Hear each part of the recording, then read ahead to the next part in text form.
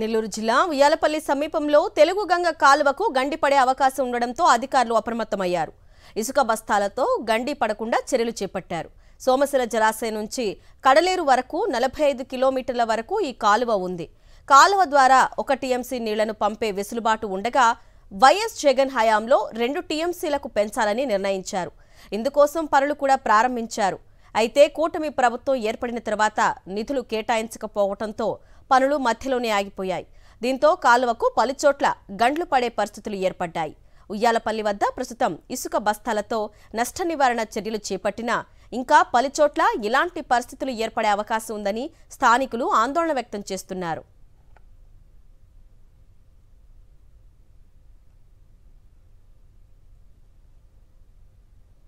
కర్నూలు జిల్లా ఆలూరు నియోజకవర్గంలో కురిసిన భారీ వర్షాలకు వాగులు పొంగి పొర్లుతున్నాయి. హలహర్వి మండలంలో పలుచోట్ల రాకపోకలు నిలిచిపోయాయి. హలహర్వి, గూళ్యంకు, హలహర్వి, నిట్రవట్టి గ్రామాలకు పూర్తిగా రాకపోకలు నిలిచిపోవడంతో బళ్ళారి, ఆదోనికి వెళ్లే ప్రయాణికులు తీవ్ర ఇబ్బందులు ఎదుర్కొన్నారు. వర్షాకాలంలో తీవ్ర ఇబ్బందులు ఎదుర్కొంటున్నామని ఆవేదన వ్యక్తం చేశారు ప్రయాణికులు. అధికారులు స్పందించి వంతెన ఏర్పాటు చేయాలని డిమాండ్ చేశారు.